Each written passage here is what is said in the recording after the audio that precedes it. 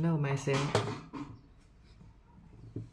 Today is 23 January 2025. Chia and Tan is breakfast together.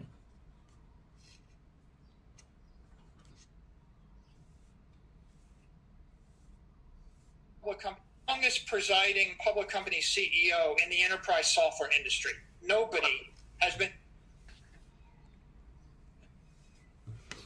แค่ไปฉี่กัน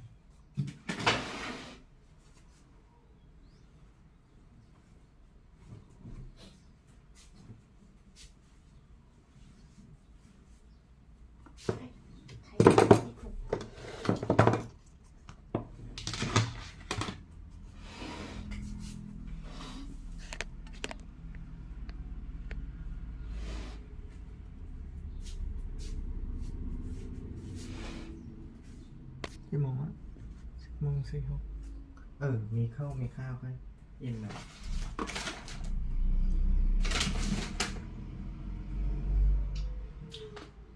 ไม่พายเหรอป่าจะกินสดๆ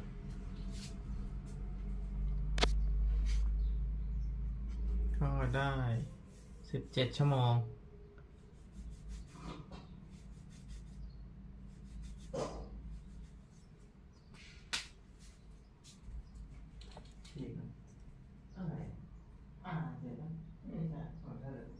อบแล้วตั้งแต่ตอนนี้กี่โมง10:47เราน่าจะถึงเวลากินแล้วแหละ24 ชั่วโมงน่าจะ25 ชั่วโมงเอาแค่17 ชั่วโมง25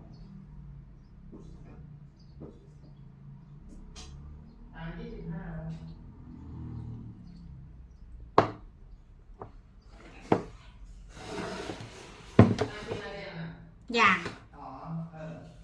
25 ชั่วโมงครับทางแรกในชีวิตเลยเนี่ยถึงใครมี20 ชั่วโมง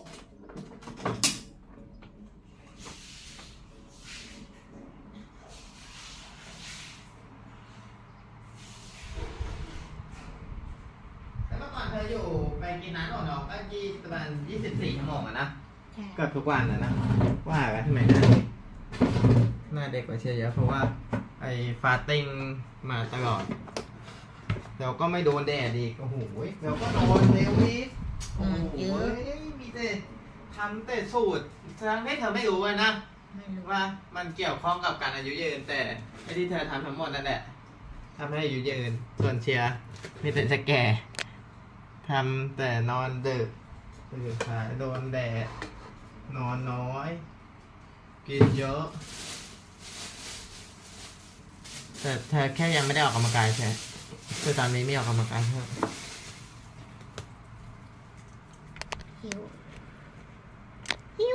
ตามไดเอท25 hour myself is diet 7ผัก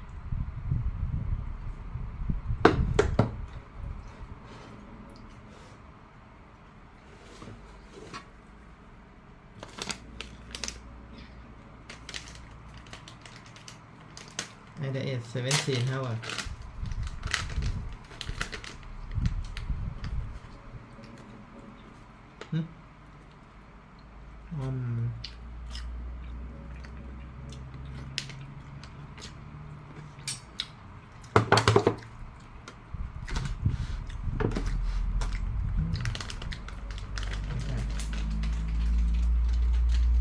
แล้วต้มให้เจี๊ยบแบบนิ่มๆเลยก็ใส่เมล็ดเตี๋ยนะฮะเมล็ดเตี๋ยใส่หมดแล้ว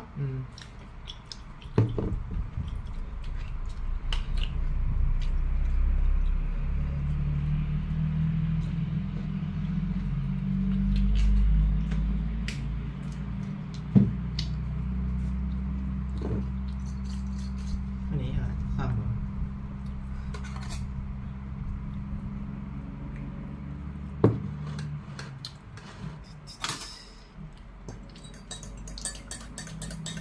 เ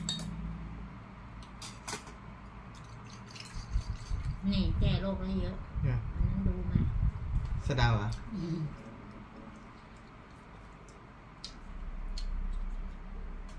ืม อาหารเธออาหารคนอายุยืน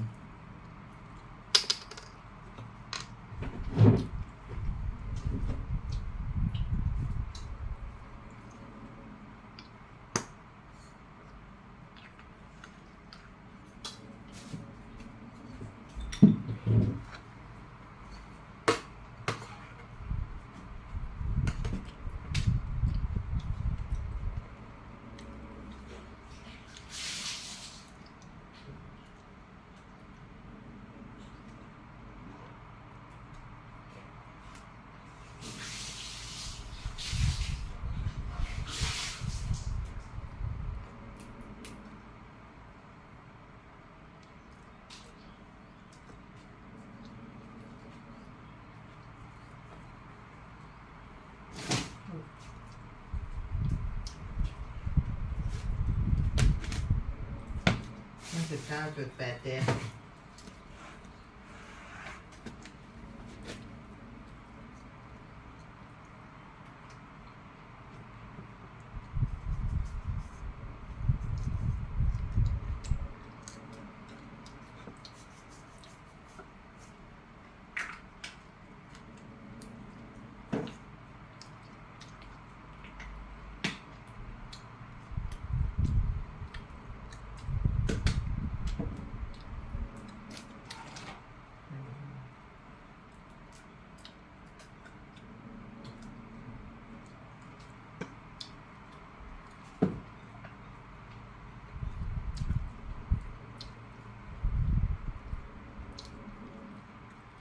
พอกินไปเรื่อยๆก็ไม่ขม ครับ มันๆเลย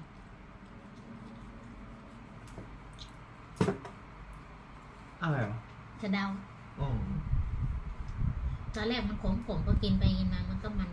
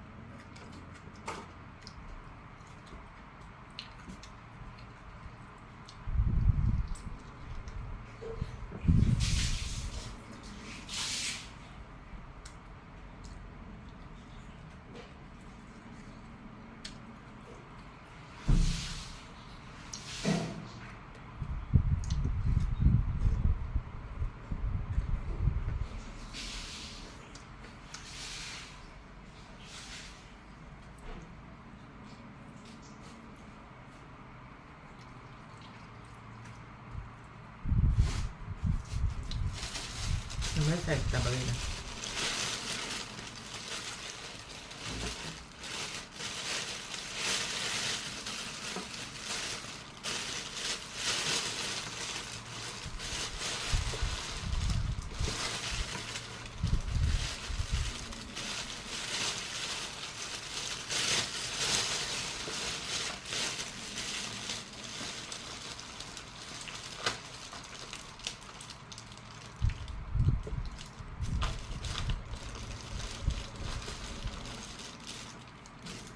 ถ้ามีน้ำเปล่าไหม น้ำเปล่าอยู่นี่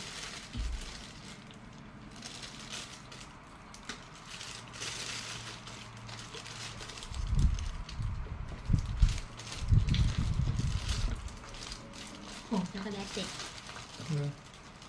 ติดไป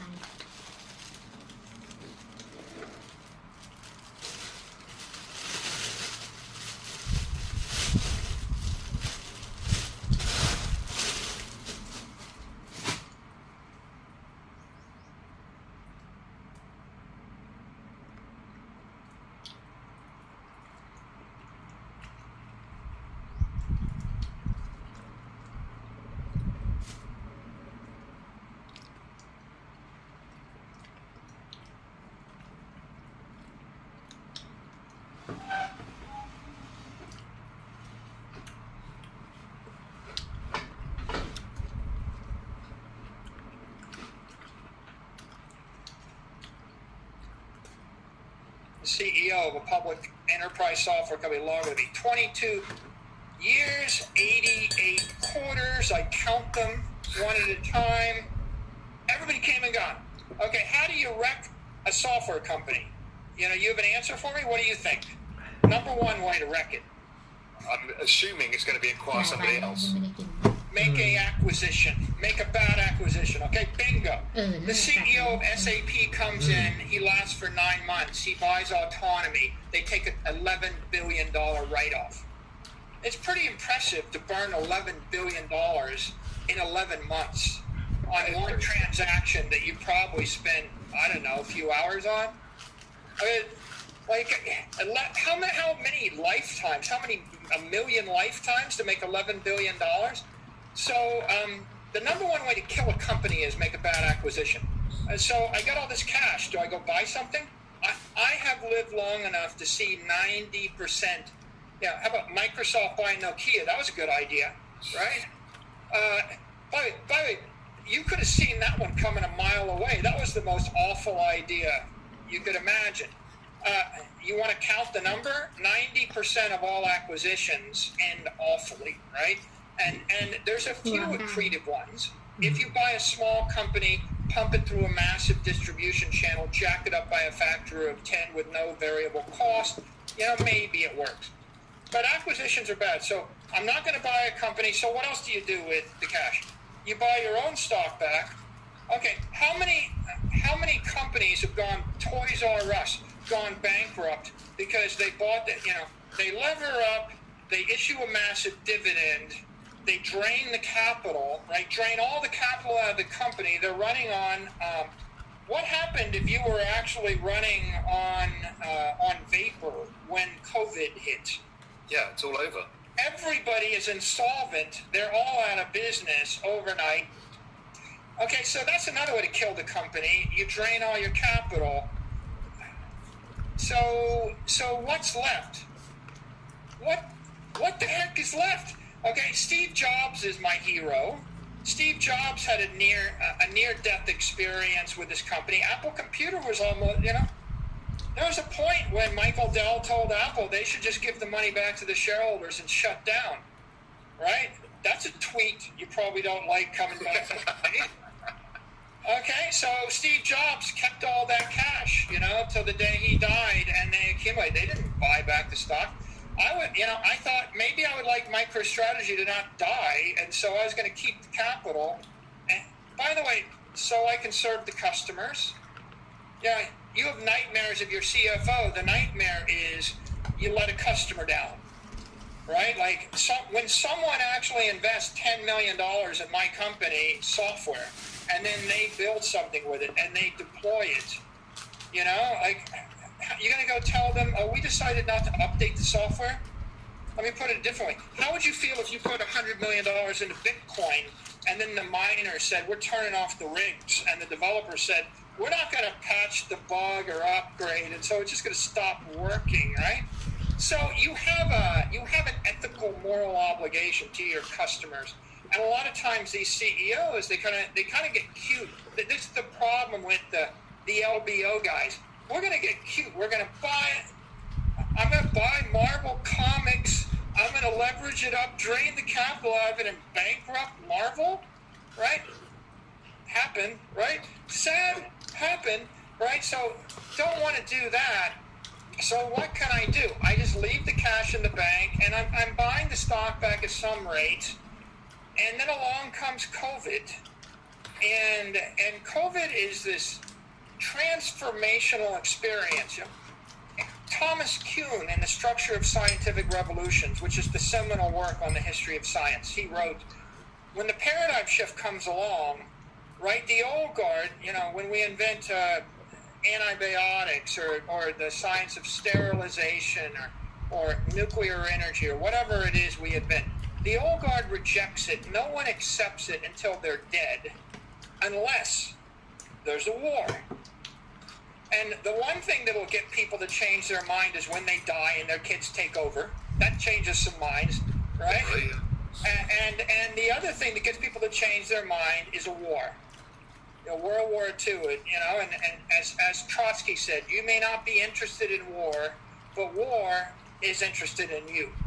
And when the war arrives, you all of a sudden get interested in stuff that you were able to ignore because it was of an academic interest to people somewhere else. So this year, we got two wars. We got a war on COVID, and by the way, what's the war on COVID done? I would have fired you, Raul, if you told me you wanted to work from somewhere other than my office. I would have said, you don't show up to my office, you're not sitting next to me, you don't have a job here. Last year, I was firing people that didn't want to come to work. Let me tell you what happens next. COVID hits, lockdown hits. I'm hating that idea. Then I got to have a meeting. At 9 a.m. in the morning, we got a meeting, and we're on video conferencing technology A, which I will not mention, and the line drops, the sound doesn't work, there's a warble, I throw a little hissy fit, all my IT people scramble. By 11 a.m., we're on video conferencing technology 2, and I got 12 executives, and we're talking blah, blah, blah, blah, blah, and 2 of the executives freeze, and one of them doesn't work, and I throw a second hissy fit. By 1 p.m., they're like, well, you know, Mike, we've got this thing called Zoom, and we haven't tried it yet, but we thought we might try that. I said, hook it up. By 2 p.m., we're using Zoom. It's working well, like you and I are working well. By 4 p.m., email goes out from the CEO to the entire company. Zoom is now the corporate standard. We will discontinue all other uses of video conferencing. Everybody in the company will be certified on Zoom, Zoom webinars, Zoom video recordings. You know, a stipend to purchase your own home microphone will go out to everybody. Buy green screens if you need to. I expect it to be done. No more meetings other than Zoom. By 9 a.m. the next morning, 2,500 people have turned left, okay? That's what war will do to you, okay, in a hurry. It's like, because you got to. Now, the first war was the COVID war, and that changed everybody's P&L. And that's half the business. I have a $500 million operating business, and we sell enterprise software, and in a matter of weeks, we needed to figure out how to sell that stuff virtually and how to deliver service virtually. And 500 consultants went from being on-site to being remote. And you know, like the war hit, Raul, and we started worrying about what's going to happen to our business. Nobody knows. 4 weeks later, 500 people had gone remote. And I was waiting to see like whether a meteorite was going to hit me on the head, and you know, whether there's going to be mass destruction, would the revenues crumple, would customers go ballistic crazy? Okay, and then here's what happened. We stopped spending $5 million a quarter on running around, on flying around in hotels.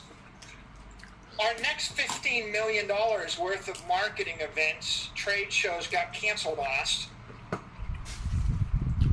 Then we realized we couldn't stage $150,000 symposiums even if we wanted to. And then we realized that every expensive sales and marketing and services activity we had previously heretofore engaged in was no longer appropriate or practical or possible or relevant or necessary. เห็นปะ We're like, มีเยอะเลย I think I just made $40 million a year. And $40 million a year on a $500 million a year revenue stream, I got kicked in the ass with a golden horseshoe. I don't want to make light of it because a lot of people are suffering a lot of pain. Okay, and there's one person's cost savings, another person's revenue, right? So if you look at the other point of view, there's a lot of people in the events industry, the hotel industry, the airline industry, etc., and they're suffering, right? But I'm the CEO. I have to be the fiduciary for my shareholders and for my customers. And at the end of the day, what happened to the P&L is we realized we were going to be much more profitable and be much more efficient after this, despite the CEO kicking and screaming, being dragged into the virtual age, right? Right, so that's me. I had an opinion. I was wrong. War hit me. Bang on the head. Okay, I see it differently today. And by the way, at that point, I saw what everybody else in the virtual world had been seeing so clearly 3 years before me, 4 years before me. But I had to go through 3 different vendors, and I had to change my technology. My customers had to be forced to take my technology. My employees had to be forced. If I had walked in and I'd said to the CIOs that I deal with, I'm not going to meet with you face to face. I want you to Zoom to me. 12 months ago, they would have told me to, go pound sand. So what happened really was the war changed everybody's behavior, right? And so we got, now I'm going to pick, it's a let-in quote, right? I mean, there are decades when nothing happens, and there are weeks when decades happen, right? And so the war didn't change me, the war changed everybody, and so my P&L is different, my operating income is different. And now that takes us back to the balance sheet. The balance sheet, which was an afterthought. I got a bunch of money, I'm buying some stock back. Our stock, got hammered through the floor. And then what happens? So I'm watching the market and I'm living the pain of Main Street, and I'm watching that all of these operating businesses are getting destroyed, and it's just the most horrific, awful thing of my career. Horror, right? It's like I have no words for it. I'm not even going to articulate the words for it, except for to say I watched and felt with a horrifying pain the dismantling of ต้องกิ my นข้าวเข้าไป entire เยอะๆค่อยกินผลไม้ worldview, ทีหลังมันจะได้อิ่ม of ข้าว which อยู่ได้นาน not a big fan. อ๋อถ้ากินผลไม้มัน Having ผ watched ลไม้ that แล้วมัน change, มันอยู่ได้ไม่นาน then I watched a V-shaped recovery with talking heads on MSNBC, and I just watched the market go like that, and I watched every equity go through the roof. Apple stock it doubles, even though any rational person. How can Apple be worth twice as much when half of the world's economy just got wrecked? And when their revenues and their earnings are looking constant. So the earnings multiples blow through the roof, right? It's like, and then I watch, จะได้ this is one that blows my mind, Ralph. เดี๋ยว If ดู you แช่ไว้ค่ะ ไม่แตกข้างจานนี่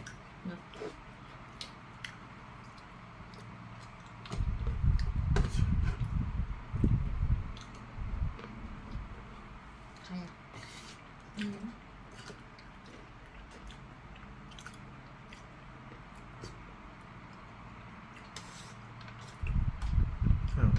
บ้านมหาช่าง ของเดิม ติด I ตาม mean, อาการ I have an idea for you. I want you to buy 30-year government bonds that are going to yield 2% interest for the rest of your life. I said, are you out of your mind? Are you out of your... You must be crazy to sell me these bonds. Those bonds had a 22% gain in 12 weeks.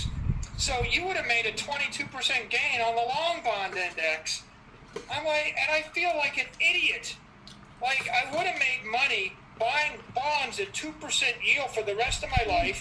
I would have made money buying leveraged equity of everything as the world is going through the floor. And I'm holding my little bucket of cash as this is happening. And that takes me to my second war. But the first war is the war on COVID. The second war is the war on currency. But like, people are saying there's a currency war. อะไรพี่หอม I heard it. I didn't understand it. I thought currency war. By the way, I don't even know if everybody agrees or even interprets it the way I do. I thought currency war was the U.S. wants to weaken its currency so that our exports are more affordable in Europe. I thought, well, that's kind of cool. You know, when the currency weakens, all of my revenues in Europe denominated in the euros go up by 20%, and my revenues in dollars go up by 20%, and it's good for my stock in dollars. It's like that's kind of cute. That's our currency adjustment. We get that every quarter, and if the U.S. dollar is weak, we feel good about it. When the U.S. dollar is strong, we have currency headwinds. Okay, that's second order currency war. Okay. The first order currency war is everybody in the world declared war on currency, and your $100 million in the bank that bought a bond that, you know, maybe I buy a bond for $1 million that yields $50,000 a year. Okay, that's an asset that's interesting to me. I want to retire, I buy $1 million bond yielding 5% interest, and I get $50,000 a year. When the currency war hits, now that bond trades up to $2 million, and it yields $50,000 a year, but it's 2.5% yield. So what happened was the bonds shoot through the roof, and they appreciate by 100%. What really happened in the past 12 weeks is assets. We saw asset inflation of 25 to 40%. Okay? CPI is such a misnomer, right? Like, people talk about inflation like it's CPI. Well, you can measure the inflation rate of consumer products and services.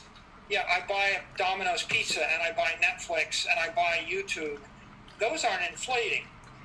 When I measure the market basket of consumer assets, it's like my entire dad would like to buy $1 million bond that yields $50,000 a year in interest. When I measure that, you're talking about, you know, 6, 7, 8% in a normal year as the money supply increases. All of the things that I want to buy, I'm being snarky, all the things I want to buy are going up 8% a year in a good year. All the things that are being given away from me that are manufactured by machines and robots. There's also a function of this, and just listen to you to just clarify the thought for me. Right, the function of inflation is generally driven by demand. Right, I don't believe it's necessarily fully a monetary phenomenon. Maybe demand is part of it, but demographics plays a big part. Right, the largest demographic wave of all time are the baby boomers. Those guys, guess what they want to buy? Retirement assets. You know, and so there's a perceived value in that. So it's kind of crowded within certain things, and it's created this enormous bubble in it. And that's where my dispute is with all the entire media fixation on inflation as CPI. It's like, do I want to buy $1 million worth of Domino pizzas, and do I want to buy $1 million worth of Netflix or $1 million worth of consumable products, or do I want to buy $1 million worth of assets that let me not work for the rest of my life? Well, they're measuring the things that are easy to manufacture with a robot or a factory they're not measuring the things that I want. That because the things that I want are scarce assets that have a yield. And, you know, let's take a share of Apple stock. Well, you wanted a share of Apple stock when it was quarter of what it costs today. Yeah. Okay? It now costs 4 times as much. How can you say inflation is 2% if the thing I wanted to buy went up by 400%? Without the underlying business changing. Without the underlying business changing. So now we come back to the currency war. The war's on the currency, and the result is 25% inflation on currency. If you're holding currency and you want, and what can you convert treasury assets to? You can convert them into other assets. Okay, I'm not going to buy Domino's pizzas with treasury assets. I'm gonna eventually buy a stock that has a dividend, or a stream of cash flows, or I'm going to buy a bond that has a stream of cash flows. And right now, the bond that I can buy is going to yield 1.3% interest for the rest of my life. So now you start thinking, like, I didn't have to really think about it until I got hit in the head with the 2x4 of this currency war. And then if I wasn't paying attention, the internet explodes, MSNBC explodes. If you haven't noticed it now, right? I mean, you must be living under a rock somewhere, right? It's pretty noticeable. So then I start getting introduced to the concept of, I always knew nominal interest rates were low. Yeah. That I get. But then I start thinking about real interest rates. But it was just, the real interest rate on a 10-year bond is like, well, minus 1%. Well, no, it's not. I mean, it's only minus 1% if you buy into the notion that CPI is inflation. But if you actually start thinking in terms of inflation is a vector based upon what you want to acquire with the cash, then you realize the rate at which tech equity has been inflating is a lot faster than, like, what's the rate at which Apple stock has been going up? Is that at CPI? Right? Is that 10%? Is that 50%? So now if I look at asset inflation, I start thinking, you know, at that point, the real yield on my cash. Yeah, but there is but the bonds had a capital gains, as you pointed out before. So the net offset of bonds over the course of this year, bonds versus NASDAQ, it's been a pretty close run. Yeah, you're right. It's all doing well.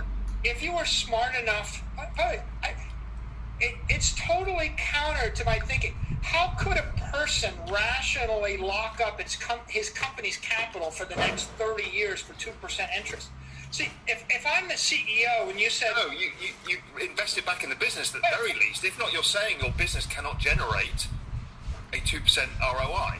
Okay, here's my problem is moral hazard. If I took $500 million and I put it into a 30-year bond yielding 2% interest, and if any rational economist took over the Fed, you would think the interest rate's going to go to 4% or 5%. Everybody knows that the economy cannot function with a 0% interest forever, right? Interest rate is the value of time. We're in a war with time. We want to stop. Will you give me everything that you own? Will you give it to me for the rest of your life if I return 1/3 of it to you when you're dead? Right? That's what 1% interest is, Raul. Right? Yeah. Right? Give me everything you own. I will give you 1% of it back each year for the next 30 years. And when you're dead, you will get your heirs will get 30% of what you gave me. Now, right? So here's the moral hazard, or the dilemma for me as a CEO. If I invest the $500 million into 30-year T-bills at 2%, I'm taking the risk. I'm making the bet that no rational actor will ever fix the problem in the Fed, right? I have to bet all my company's treasury that the world will stay irrationally priced forever. I mean, it was the right bet for a Japanese CEO to have made.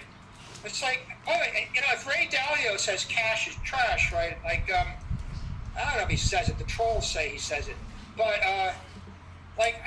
I'm going to wait for 30 years and see whether the government has inflated the cash, and then you're going to give me back the $500 million in 30 years. It's like, that doesn't make any sense, because I pretty much bet I can't construct a rational argument whereby 30 years from now I will have made money on it. But here's what I would think. Any rational person would think that you lock up $500 million for 30 years at 2% interest. When the interest rate goes to 4%, your bonds are going to trade down by 30 or 40%, and you're going to lose the $200 million, right? So when I'm looking at it, I'm thinking, that's the craziest thing ever, right? I can't imagine that. So if you're a shorter-term trader, I'm like, okay, have at it. Buy the 30-year long bond index. But no one seems to be thinking they're going to hold it for 30 years. So, I can't get that. So on one hand, I look at that as just massive hazard, moral hazard, craziness. And on the other hand, I look at all the equities. I'm like, well, I can't just buy individual equities. I mean, there's too much equity risk there. And then meantime, I just watch, I watch the talking heads. We get beat to death with this issue of real return. And I start to go to school on that. And I realize that you can calculate a real yield. If your real yield is take the asset inflation rate and subtract that from the nominal yield, then the conclusion you come to pretty quickly is that the real yield on cash this year is minus 30%, minus 25%, right? If you were holding the cash. If you were holding a 30-year bond, you broke even, or maybe you're okay. But I'm not. If you're holding a 2, 3, 4-year instrument, the real yield is obscenely bad. It's minus 10, 20, 15, 20, 30. It depends upon how you see that. The real yield on anything I was holding is bad. Now the question is, how do I get a positive yield? Like I use this phrase. I said, I come to the horrifying conclusion that I'm sitting on a $500 million ice cube that's melting. It's melting at 6% in a good year. And for the last decade, it's been melting at 6%. Okay, I was there, but I could ignore it. In good times, you ignore the 6%. But then when you have to actually get educated on macroeconomics, you realize it's been melting at 6%. And then you realize that this year it's melting 25%. And then you have to look out over the next 3 years and ask the question, is it going to continue to melt at 20% a year for the next 3 years? Is it going to melt at 15% or 10%? Right, if you think of it in your terms, because basically part of your construct is that opportunity cost is your negative yield, essentially, right? Now, let's say you're a corporate treasurer and you've got $500 million, with the CEO, you've got $500 million. As you said, you could choose to make an acquisition. Well, guess what? It's 40% more expensive now in the sector that you want to acquire. So as you say, your opportunity cost has been incredibly expensive by sitting in cash. So to offset that, which I guess is what your mentality is, you need an asset that can offset that opportunity cost without overpaying for the asset. Raul, and you say a wise thing that an investor gets. I was CEO. I didn't get it. I didn't get some things until I got it. Okay, until this year. I would go to my investors and I said, well, we got a great company. We got $500 million, $600 million in cash, a great bulletproof balance sheet. And they looked at me like we're not going to value the cash. Like, they didn't value my cash. They thought it was like worth nothing. And, I kind of took offense to that. Like, they don't get it. Like, the cash means that we're indestructible. We're going to live forever and we can do the right thing by our employees, our shareholders, and by our customers, right? And why is it I'm being punished for being virtuous, for saving my money, and for being responsible and conservative? Right? And I was kind of, angry, not angry, irritated a little bit, like they don't get it. And then I realized they kind of do get it. They had a different perspective. I just didn't understand what they were trying to tell me. And their perspective is, there's no rational investor that would raise $1 billion and say, my plan is to put it in cash and wait, right? You can't go raise that money. So their perspective was assets are inflating at 6% or 7% a year in a good year. If I'm not beating 7%, I can't stay in this business. So that takes you to this notion that the asset inflation rate is actually just the cost of capital. Okay? And bingo, your cost of capital, if you're the CEO of a publicly traded company in a good year, in a normal year is 6% or 7%. You better actually generate more than 7% with it, or you got to give it back to the shareholders. I mean, down to the razor thin margin. Now, there's a certain elegance to that. Why didn't we actually do that? Well, it used to be we're thinking, I've got a bunch of capital. We're buying our stock back at a measured rate, you know, and we were very thinly traded. So if I bought 20% of the stock back in the windows without moving the market, it takes me like 7 years. You know, it takes me some number of years to buy it all back. You know, it's very frustrating. And I can't go any faster than that, you know, without doing a tender offer and the like. So we're doing a bit of that, and then along comes the pandemic, and everything gets kicked into high gear, and the P&L gets kicked into high gear, and we're transforming, and then this macroeconomic change takes place, and the cost of capital now, Raul, it's not 6% anymore. The cost of capital just spiked. And so the fascinating thing here is if you're a corporate treasurer, your cost of capital was 6%. This year, your cost of capital is 25%, and then all the assets that you could buy go through the roof. And now this is a problem. Like, do I go buy a company? 90% likely I burn the business. I destroy if I buy a bad acquisition, then I probably make a mistake. That's a peril. Do I go buy the S&P 500 after it spiked up today? The most crowded trade, right? They're saying the most crowded trade is... But also the future expected returns are basically negative by most people's assessment for the next 10 years. So you're basically locking into a loss. It could very well be a lost decade for equities. So I watched television for the past 4 months, and it's amazing to me that the equity commentators manage to find something positive to say every single day, you know, every single day. It's amazing. So yeah, that doesn't really work for me. So my cost of capital spikes. I get sensitized to the issue. We start thinking we got to do something. Okay, so now you put yourself in my situation. You have $500 million in cash. Cost of capital went through the roof, and every central banker wants to print more money, and every intelligent investor is telling you that cash is trash. What would you do if you're me? I came to the same conclusion you did. I mean, it's basically is you need to look for an asset that's going to protect you in a number of scenarios, that has a high expected upside, that beats the cost of capital. And so that's the only thing I can think of. And so to me, it came down to gold and Bitcoin. So we tick through these. So what can I buy? I'm not going to buy an individual equity. I'm not going to buy another company. Can I buy a portfolio of commercial real estate? Oops. Half commercial real estate's impaired. The other half is overinflated. And who's going to sell me $500 million worth of commercial real estate at a fair price that's not impaired this year? That's not going to work. So now I'm down to, can I buy an index of stocks? Well, anything you want to buy company-wise that's cheap is basically insolvent and comes with a bunch of debts. Anything that doesn't come with a bunch of debts is crazy, ludicrously expensive. Okay, you're right. I get it. And so mark that off the list. So now what have I got? Precious metals and Bitcoin. So I look at two things that I completely dismissed, was oblivious to my entire life, Raul. Right? And so all of a sudden you get hit in the head with a 2x4 and you cross off your list, and every door is shut to you, but these two other random doors, and so you got to open up the doors and start to look. And so now I go down the rabbit hole and I start studying.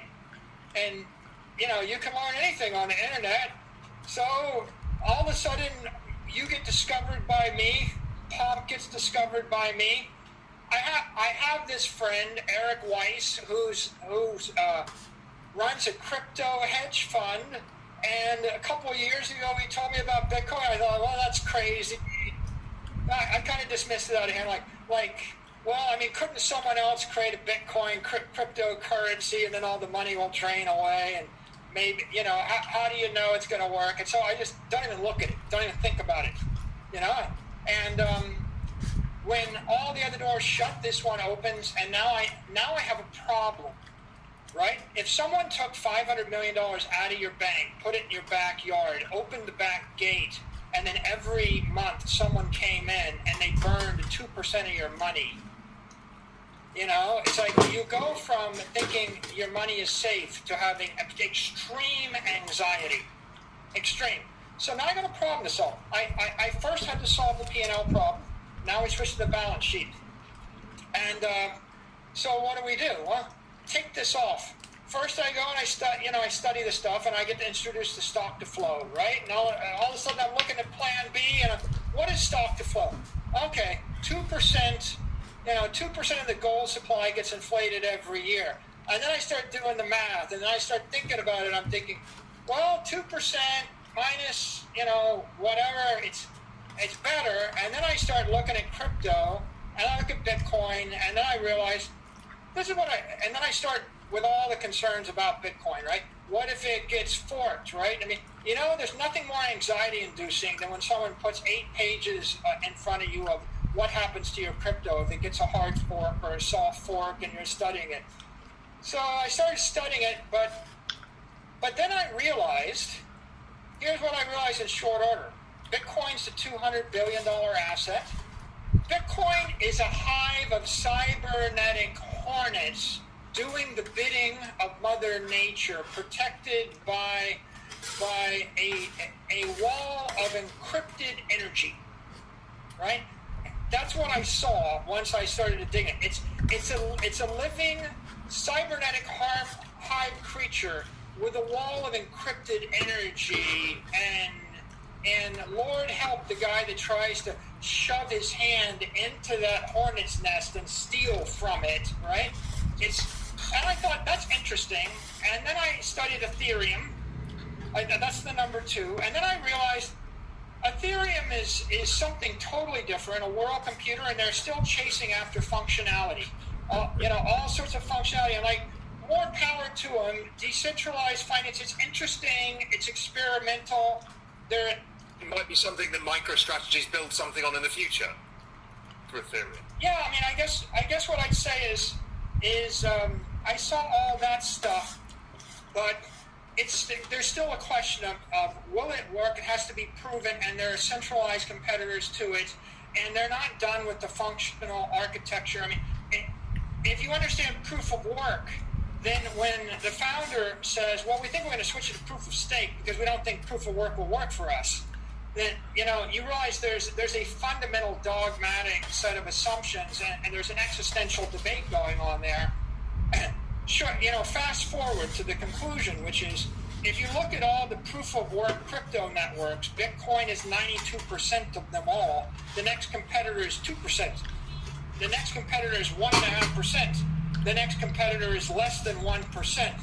It's the market screaming to you that there's a winner, right? So when everybody says, well, there might be another one. No, there wouldn't be. Well, this might be the MySpace. Well, no, if you knew anything about the history of MySpace, you would know that MySpace flamed out at $1 billion.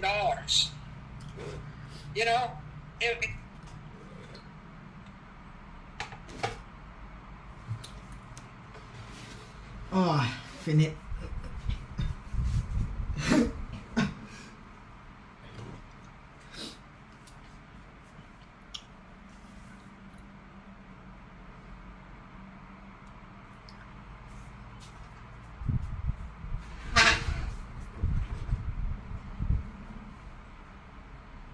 61.74 เพิ่มเกือบ2กิโล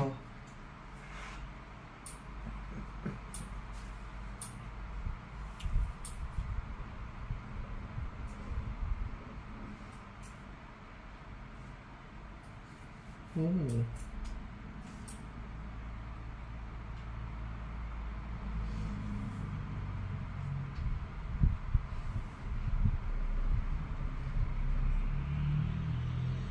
อ่า